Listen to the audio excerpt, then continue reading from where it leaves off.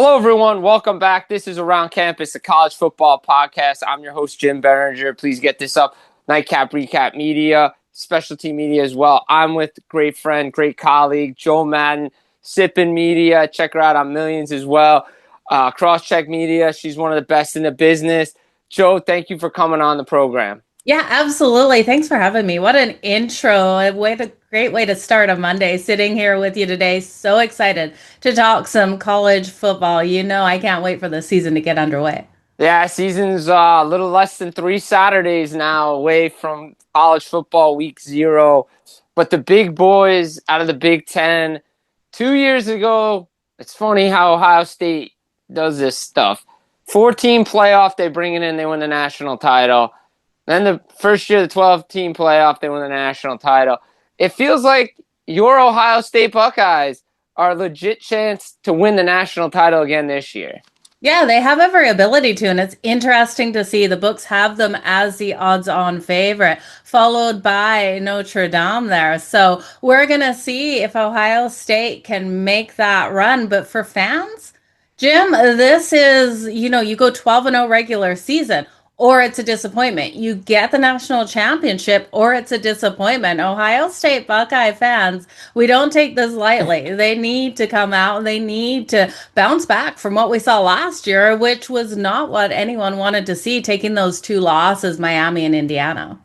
Yeah, that was not good for them last year for Ohio State. You can't do that. And I think you go back to the year before. Yeah, they won the national championship. Everything's okie dokie, but I think it's similar in the sport of hockey. If you're a Calgary Flames fan, you always want to beat the Edmonton Oilers. In the case of the Ohio State Buckeyes, doesn't matter the result. You got to beat Michigan. Yeah, you have to beat Michigan. That is for sure. Michigan fans come at me a lot, but I tell you, that team will get past this year. Michigan's always a thorn in their side, but Ryan Day has to find a way to really take it to them this year. What are your thoughts on Ryan Day as a head coach with the Ohio State Buckeyes? I feel for Ryan Day because he can have one day where that team, looks bad to start the game and he's ridiculed, even though they're still able to get the win. So Ryan Day takes a lot of slack. He's that name in the media that just gets dragged through the coals, win or lose out there. He has that pressure on him, but I think he's a solid coach. You look at what he's been able to do. Not many coaches can say they've been able to get to the national championship. They've been able to get those wins. And I know there's been those losses that you kind of you question what he's done out there. But I think at the end of the day, he's a fantastic coach. And I can imagine the Buckeyes going away from him. Yeah, no, I mean, look, I think a couple of seasons ago, I was highly critical of Ryan Day, especially the game against Michigan. Mike, you can't lose 4 straight to Michigan. That didn't happen under Urban Meyer. It didn't happen under previous coaches. This is make or break, because I thought if they didn't win the national title, they could have moved on from him. And there was a lot of pressure on Ryan Day. And I think the one observation I have from Ryan Day when I watch the Ohio State Buckeyes play is he coaches so differently in that Michigan game than he does in every other game. He's freewheeling. He does all these trick plays. The offense is clicking. But come the Michigan game, he tightens up. And I'm like, this is a different coach. He definitely is. You look at him, and I think the pressure just starts to get to him when he plays Michigan because of everything. We're hearing it, everyone's saying, and he's hearing it as well. So I think that pressure just affects him differently with playing Michigan. And, they took that loss, but he was still able to take the national championship. And I'm glad that they didn't go away from him just because of those losses to Michigan. So I'm having high faith in him this season, especially when you look, you've got Ryan Day, you got Arthur Smith now, the new OC, you got Matt Patricia, the DC. This should be a team that has no excuses for not being able to get those wins. No, and you mentioned Matt Patricia, and I want to bring him into the conversation because that pro-style defense that Ohio State plays, again, it's week 1 last year against Arch Manning in Texas. But the fact of the matter is that pro-style defense was very tricky for a lot of teams last year, not only across college football and the Big Ten, but the rest of the league, because they didn't understand what Patricia was bringing, the schemes and everything. And I think that was such a great addition and a sneaky good add to that staff. Yeah, he definitely was. You look at Ohio State last year, they allowed an average of only 9.3 points per game. Like absolutely on fire on that defensive side of things. And Matt Patricia held them in those games when Julian Sand was having a little bit of issues, right? In the pocket, that pocket awareness really has to step up this season. And I think we're going to get there with him. But the defense here of the Ohio State Buckeyes needs to bring the same force this season. Now, a lot of people, Jim, are saying, well, look at all those turnovers on the defensive side of things. You got what, like 8 starters turned over this year? I still think they're going to have that success. Matt Patricia's going to get these players clicking out there. It might take a couple minutes, right? Like those first couple of games out there, you might see a couple plays get past this defense, but we know one thing about Patricia, he's going to have them clicking at some point, and I think it probably happens a little bit sooner than maybe I'm saying. Well, obviously they don't have to start with Texas right away, Yeah. but they get Texas in week 2. The rematch comes week 2 of the season, but you get a game to work it out. Their first game is and it's an easy game. It's a warm-up game, preseason game for Ohio State. If you look at it, they don't start league play until later on, but their schedule this year is definitely, I want to say, tougher. It's always a tough schedule for Ohio State because you always have Michigan in there, but you have to add in Indiana, the national champs, and they play Oregon too. That's not easy, but again, this team should be a playoff team regardless of how many losses they have.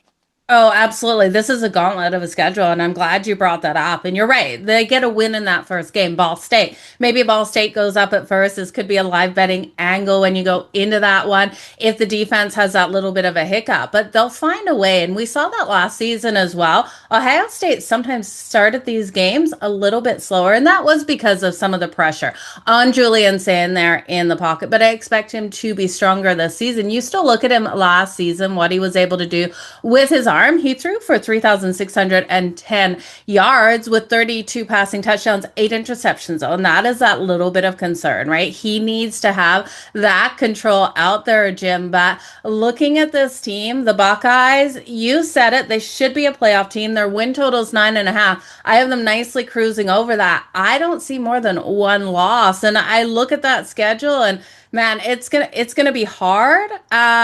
Texas, I think, is a loss, right? I look at them going into Texas. That's the loss, and I think from there they cruise through the rest of the schedule. You think so? You think they're going to beat Oregon and Indiana along the way? Do. Wow. I think they're going to be, especially, you look at that one versus Indiana, that's going to be such a huge revenge game. They're going to be so prepared. Oregon's going to be tough, but I think they have every ability to beat Oregon. They're at home for that one. They are in Indiana. So there's going to be some hard games out there. They're going to be tight. They're going to come down to the wire, but I think they have every possibility of getting it done. The Buckeyes will be on fire, Jim, I think, because of how they went out last season. They're going to have nice revenge there, especially versus Indiana. And obviously, we expect Julian Sand to go over those passing yards that he had last year, considering Jeremiah Smith, the best wide receiver, if not the best player in college football, resides on the Ohio State Buckeyes. Yeah, and that's exactly who you want to circle here. Look for that connection to be so much stronger this year between Sand and Jeremiah Smith. I think they have beautiful deep passes down that field, and we're going to see Jeremiah Smith do what he did last season, and he's going to just be on fire. I do think he has great odds to take the Heisman as well as Julian Sand. So I would look at both of them to be able to come out and compete for that Heisman. It would be great to see Jeremiah Smith get it. Yeah, it would be great. I mean, it's usually that quarterback award, and I'm not a fan of that because they have their own award. But it is a quarterback. Every NFL, the NFL and college football is a passing league now, so the running backs and the wide receivers and everybody, you have to do something special even on the defensive side of the ball to get in the Heisman conversation. But there's a guy, the running back, Bo Jackson for Ohio State. I always circle his name when I watch these games. This kid is special. I like what he did last year, and I expect him to explode even more this year in this offense. Yeah, and how can you go wrong with the name of Bo Jackson out there, right? Like looking at this kid, he's so explosive with his legs. He's got absolute wheels out there. And I do think this is a great addition. We know we saw him last year, but great for this Ohio State Buckeyes offense, because if Julian Sand is having those struggles, you just hand that ball off to Bo Jackson and he can get past the defense on the other side. I'm looking for him to come out nice and strong. And it's going to be interesting to see Arthur Smith Smith with this as the offensive coordinator, big change here because we know Arthur Smith loves to run the ball, right? So how much work is Bo Jackson going to get? Because we know the Buckeyes, that's not their mentality, right? They're not a run first offense out there. And will Arthur Smith change the culture, or will the culture change Arthur Smith? And I think more so Arthur Smith will kind of bend to the Buckeyes kind of play out here. So I still think Bo Jackson's going to get a ton of work, but it's going to be interesting to see how Arthur Smith comes out as the OC.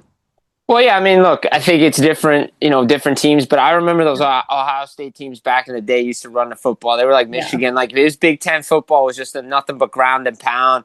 And obviously, you got to open it up now. Obviously, you see the SEC, Alabama was taking out the LSU. I mean, Joe Burrow was there, and two of those guys were putting up yards down in the SEC. But I still like a team that can run the football, and if you can balance, you have a balance. I don't want to go. You shouldn't go too far like Jim Harbaugh and that other school that did something. They won a national title, I guess.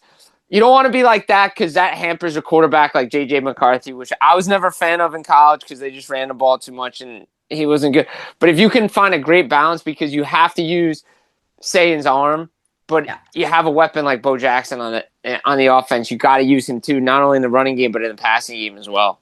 Well, yeah, and you look at that, he has those hands, he has that ability there, right? And then when he gets that ball in open field, look out because when defenders sleep on him for even half a second, he's completely gone. So, yeah, between Jeremiah Smith and Bo Jackson, I tell you that running back wide receiver, it's just that combo out there, deadly to any other team. Well, and you mentioned it before. You said you had them cruising over their win total. Yeah. How many wins do you think Ohio State can get this year? You said they have the loss to Texas, but what's the win total? Oh, it's 11-1. I think their only loss is coming to Texas. I think it's a huge wake up. I think Arch Manning and Texas really give it to them in that second game, especially with their first game just being versus Ball State. I feel like it's kind of like a game in which they have a little bit of issues with the defense to start. Julian Sand makes some mistakes out there, but then they get it together, they get the win, and then they go into Texas. And I tell you, that is a hard place to play. I think Arch Manning and Texas just come out on fire, really give it to the Ohio State Buckeyes, and then you see them recomposed in their next game. Their next game will be versus Kent State. So you look at that one versus Kent State, they should be able to get the win. And then they've got Iowa. It's going to be hard, but that's a win for me. Then they got Maryland, they got Illinois in there as well, and then Indiana. And I look at the Big Ten championship, and I think it's a rematch: Indiana versus Ohio State, and it's the opposite outcome, right? Ohio State walks away with the win. Yeah, I mean, look, I think Indiana. You mentioned Indiana. They have changes there under Kirk Cignetti. Josh Hoover comes over for TCU, and you mentioned the turnover for Sam, but that kid's got to, obviously they run the ball a little bit more in Indiana, so you may not have the 39 turnovers that he had that led the nation in the Big 12. But the Big 12 is completely different. There's no defense. It's all passing. The running joke is, if you watch college football enough, Big 12 defenses, it's like 56 to like 54 every game. Always take the over in those games. Meanwhile, in the Big 10, you take the under. Usually that's how it works. But I look at that game, and I mean, there's going to be great games all year because of the conference schedules. But yeah, to me, like, if you can flip the switch there, you get those 2 wins over Indiana. Maybe you're not facing Indiana. Maybe you're facing an Oregon in the Big Ten championship, because I expect the Big Ten to have their 3 powerhouses right there. Indiana, Oregon, and Ohio State make the playoff this year.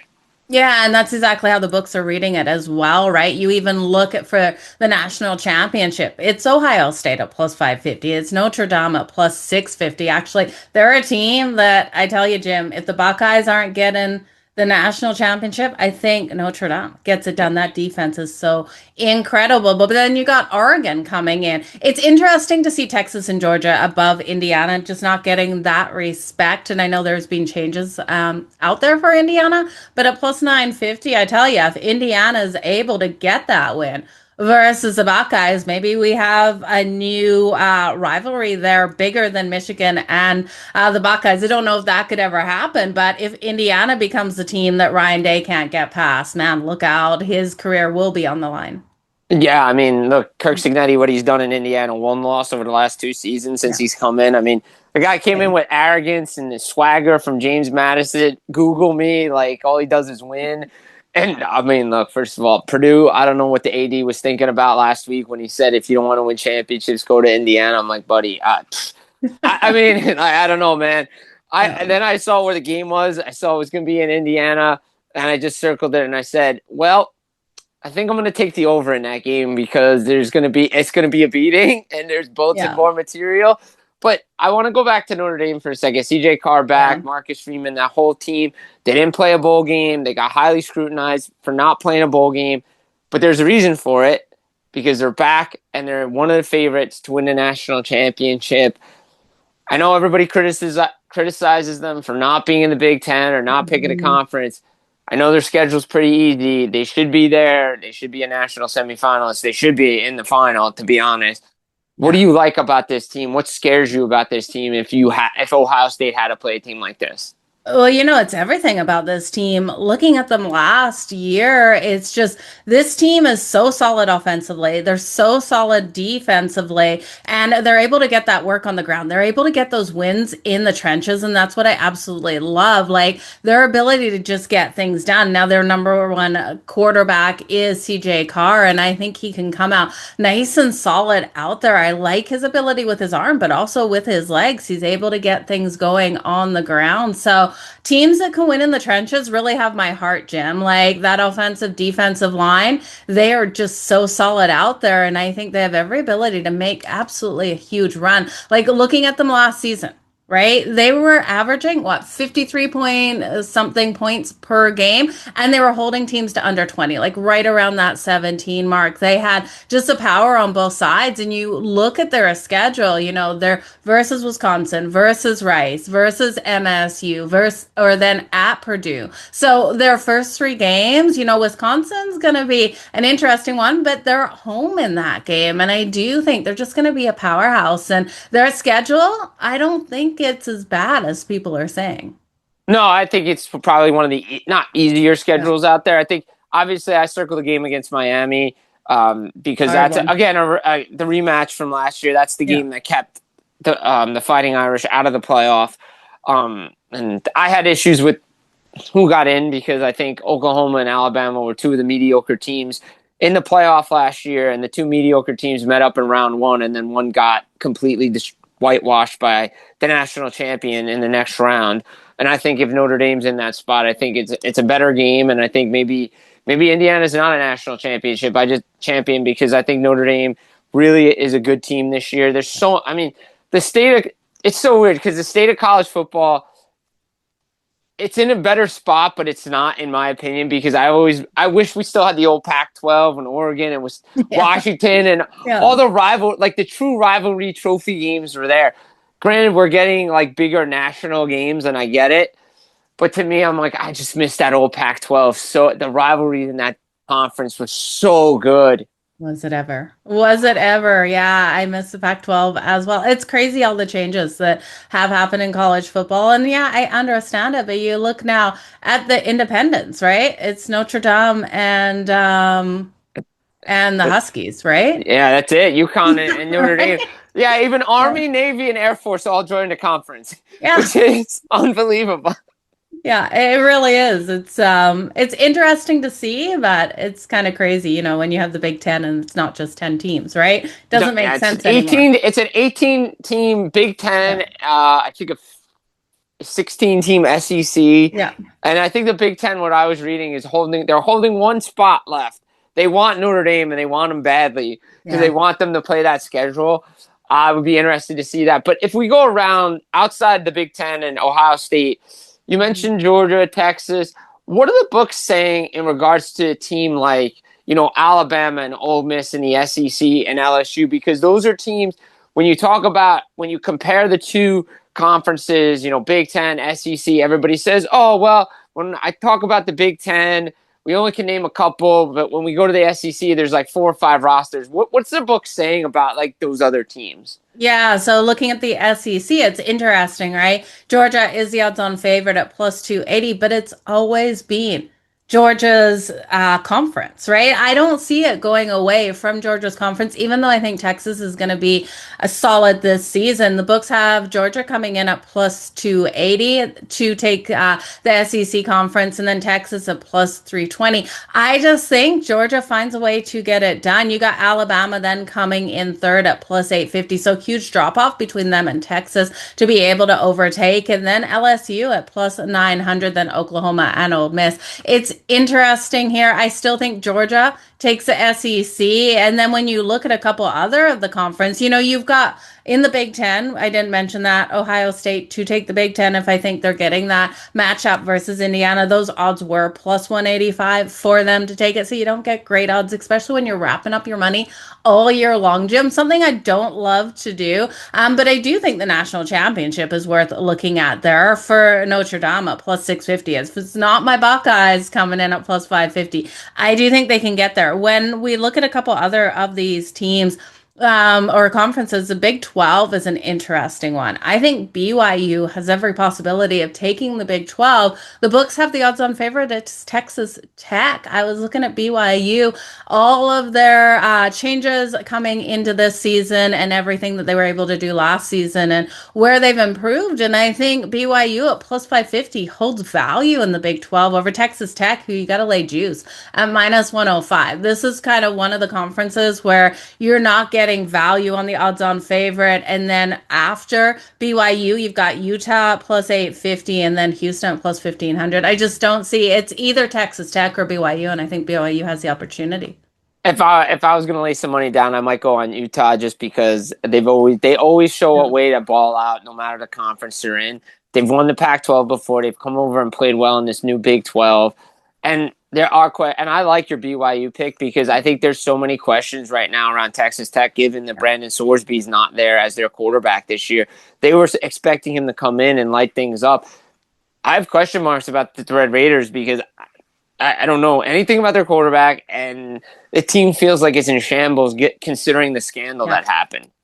Oh, it absolutely does, right? Like there is some issues, and I think they're going to come into the start of the season here, and maybe they get things right after a couple of games, but I think that's going to be a hard start for them. And then I look at the ACC, Jim, and I tell you, Miami overpriced at minus 155. I know they're such a solid team in the ACC conference, but you got SMU kind of knocking at the door there, and at plus 750, I think they have the opportunity to really play a strong game there in the ACC conference championship game with Miami and have the ability to maybe take it. I think people sleep a lot on SMU. I'm not sure why. They're one of those teams that got some really big surprising wins last year, and people just don't like them for some reason. I don't know what it is. I don't know. The Mustangs always seem to be playing well the last couple of years. I don't. That's a team you don't want to play. Like, I look at teams you don't want to play. That's one team I wouldn't want to play. SMU just always finds a way to get into a playoff position, into a conference position. Again, the big thing for Miami is they can't beat themselves. They should win the ACC. They should win it going away. They have Darian Mensah's there. Mario Cristobal. This team's brought so many guys back, but they always find a way to find a hiccup somewhere. Like, take the Notre Dame game out of it because that we know that could go either way. But they always find a conference game where they should win. You've seen it, Joe, on the books. Oh, they're like, absolutely. They're like a, I don't know, minus 150 favorite to win or even more. And they stink up the joint. They lose to a team they shouldn't be losing to, and it crushes their positioning. Look, they should win the ACC. They should be in the playoff, and they should be in the same position they were last year. Yeah. But again, they can't beat themselves. Well, no, and I feel like they almost look ahead in some of these games. Like you see those losses, and they've already got circled their next week game out there. It just kind of feels like that, right? They get ahead of themselves a little bit, maybe. So you're right. As long as they don't shoot themselves in the foot, they should have a really strong season. At minus 155, though, I can't take them. To take it, you've got to wait. You've got to hope that they get a loss, and then the changes come for the odds out there, and then you get in mid-season. And I'd rather do that as well, Jim. It's really hard to have your money wrapped up for so long, especially in college football when it comes down to mistakes by kids out there, right? Because at the end of the day, This is college football. I know there's NFL players that because of how long some of these players have stayed in a college football that are younger, but come on, it's still kids. Or they're on their fifth year, sixth year playing because of NIL or eligibility or whatever it is in college football. But that's a different discussion for a different time. I gotta ask you another one. I don't know if you have the books open on this, but obviously we get a group of six now. That's an automatic into the college football playoff. Do they have a favorite? Do they have like who are you looking at circling with the best odds to potentially take that final spot of the group of six, which used to be the group of five? Ooh, I'm not seeing any odds on that as Oh, of yet. okay. So, yeah, but it's interesting because, like, when I rank these teams, and I hate to say it, like, I'm a Buckeyes fan through and through, but I think Right. Notre Dame's going to be a stronger team this year. So, I've got Notre Dame, then I've got the Buckeyes, then I got Miami, even though I think Miami, if they face that upset versus SMU, it could happen. But then Georgia, Indiana, and Texas, those are my top six. Yeah, no, I mean those definitely are great teams to be looking at because again, you don't know what happens in conference fit play. You always hear, oh, well, SEC's deeper rosters, deeper teams, they beat up each other, and I'm like, yeah, but it's always the same guys coming out of it. Like when I always say this to myself when the first like I love the AP when they rank it because it feels like it's the writers, everybody's watching Yeah. selection committee when they do their thing like in week 10. I'm like, wait a minute, this is just made for TV. We're getting upset about what now? Nothing. Like I have to go Bart Simpson on a piece of paper and Yeah. be like, I will not get upset at these rankings. I love Like I that, really right? won't, because I used to get upset about it. I'm like, wait a minute, it's Hmm. just it's a made for TV playoff. This is what they want to do. Yeah. Fine. But when I look at it week to week, that six, those are my six right now as well. Heading into the season, maybe you take an Ole Miss because of they have everybody returning. Again, Pete Golding is taking over for Lane Kiffin's not there. The staff is different. But yeah, have Trinidad Chambliss, the best quarterback in the nation, on your Ooh. team. I got to put them right below those six teams right now. Yeah. Yeah, absolutely. And I don't blame you putting them right below there. So he's going to be fantastic. I'm excited to see what he does this year. I'm going to be looking at his props heavy in these games, Jim. It's going to be a lot of fun. I can't believe we're like on the countdown. Week 0, I'm watching. Week 1, I'm going to be ready on my couch. That's for sure. College football can't come soon enough. Oh my God, I cannot wait for college football. Like this is like I tell everybody like I love NFL, but for some reason, college football, it's just injected into my veins every Saturday because so many games on. Like again, we always focus on the big conferences, but I always say to people, and please go follow Jo Madden when you're on there, on Twitter or wherever, because she's got great odds. Everything comes out, but she also highlights games that you may not be expecting because there are always juicy games that people underrate and don't want to Right? watch, and you Like, hit like like great props. Like September 3rd, we got Akron versus Wake Forest. We're going to be all over that one, even Yes. though other people won't be. And Massachusetts No. versus Rutgers, we're going to dig deep into those lines because remember, the smaller schools no one's paying attention to, the softer the lines. And the better the props and the better the Yeah. payouts on those games. Those are something I tell everybody. I will never forget when Army played like Oklahoma and Ohio State. I always take like the first half under Yeah. because I knew they would keep it close. Like I'll take the first half under. They're like, "Oh, you're not going to bet the rest of the game." I'm like, "Nope," because it's going to be a blowout.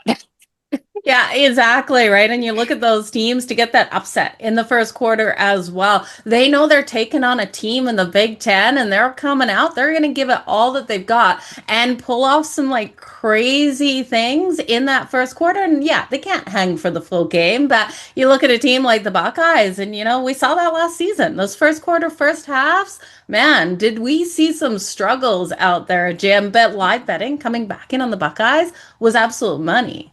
Yeah, it was. And like you said before, Ball State, Kent State, those Yeah. first halves could be sneaky good money in those Oh, games. yeah. You never know, right? Yeah. Yeah, it's gonna be a fun season. You got me so excited. Like this is my first time talking it with anyone. I've been like digging in, doing my research, Jim, but first time I've got to talk it feels like, don't you feel like a little kid in a candy shop when you get to talk college football? Because I definitely do. I love talking college football. I love the game itself. I love seeing the future of what the NFL potentially has now, considering the rule changes in college football, the NILs. Like to me, like a guy like, I mean, look, this is a college football podcast, but I watched some of the preseason games the other night in the Hall of Yeah. Fame game, and I saw Carson Beck play, and I'm like, yep, that's the Carson Beck that played 5 years. That's why he could Yeah. potentially be an NFL guy. And then I Yeah. saw Haynes King do Haynes King things. I'm like, that's the kid I saw at Georgia Tech. Lead Right. He comebacks all was, the yeah. time. Yeah, right. Like so incredible at Georgia Tech, all of those rushing touchdowns. And I was kind of like jaded because the books wouldn't give me him for a rushing touchdown. You knew it was coming, but him able to handle that pressure in like a minute and 50 seconds, getting it down the field and then rushing it in with 5 seconds left on the clock. I was so impressed with Haynes King. I hope he's able to replicate that if given the chance in a regular season game. But I think Carson Beck definitely was the talk of that game. I think he absolutely deserves to be QB number one. No pressure it didn't look like he faced any. Like he came out, he drove it, he was able to get things done. And I know there was a couple mistakes out there, but fantastic showing for him. Yeah, I mean, he made the throw that he lost the national championship game on. Yeah. I could say that. I'm like, but that was always my concern because I'm a Miami fan. Growing up, big U guy, Yeah. still am. We're not going to talk about '02 because, well, no, I'm just kidding. That was a great game. I'd never forget that national title game. Yeah. That was one of the best I've ever witnessed besides Vince Young, USC, the comeback. Yeah. By the way, my favorite setting in college football is the Rose Bowl. I wish the Super Oh my Bowl would God. go back to the Rose Bowl. I love that Yeah. setting. I love that area. I got to But be there one year. I got to oh, go, Jim. I've never gone in the Rose person. Bowl. I mean, Yeah. I've never gone in person, but I've heard so many good things about the Rose Bowl. It's like iconic Mhm. college football setting, like one of the best. The shoe is awesome. The big house is unbelievable. Like there's so many great venues in college football. It feels that's the difference between the NFL and college football, in my opinion. The venues, the tailgate, and the fans and atmosphere. Yeah.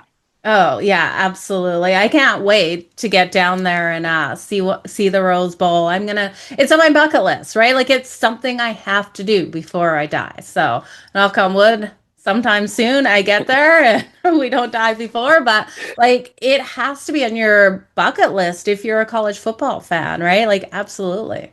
Yeah, there's so many, like I said, so many great venues, the Cotton Bowl, every place, like so many great rivalries. Mhm. Can't wait for the season. I'm just jacked up the fact that we got to talk college football. I Yeah. know we've been planning it. We've talked a lot of hockey, but the fact is we're talking football. Love to get you back on again. Want to get you on a nightcap recap too because we also talk NFL and we love. I was high on your Chargers last year. Still am high on your Chargers as well, but you're telling me no. No, don't buy in on the Chargers. Not only is Justin Herbert in love, and I think that's fantastic for him, not good for our team. Our offensive line never stays healthy, and I know we've got the playmakers on that offensive line to give him the protection. They never stay healthy. So I don't have faith in that, and I don't have faith in our new OC, Mike McDaniel, coming in. I did not buy him as a head coach. I'm not buying him as an OC, and I know he's able to come up with some incredible schemes as an offensive coordinator, but I'm not buying it. I can't stand his press conferences. I can't stand him at all, Jim, and I hope it's just like one and done. Are getting rid of him at the end of the season. Under Yeah, nine and a half for their win total.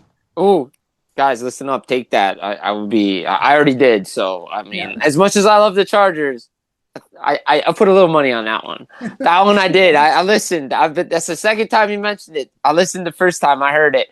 But Joe, I appreciate you taking the time today to come on, talk college football with me, Ohio State, go around the league. I'd love to do this again with you. Oh, absolutely. Anytime. It was an absolute pleasure to be here. You've got me excited. College football can't start soon enough, Jim. Thank you. Real quick before we get out of here, I want to ask just what you got planned coming up, where people can find you. Yeah, everyone can find me all over social media at Jo Madden Sports. And then a new website out, it's sippin.com. That's SIIPN.com. You can find all of my videos there in one place. And we've got a lot of exciting things coming. College football, sadly, not this year, tackling the professional sports this year on the site, but we do have an NFL competition. It's a straight pick 'em, no entry fee, $300 American prize money in that. And then NHL NBA is already up as well. I know the seasons are a little bit further off for those, but college football next year. And then you can find me at Crosscheck Media and Betting Pros and then millions.co.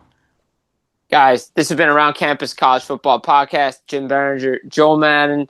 Guys, take care. We'll be back again soon.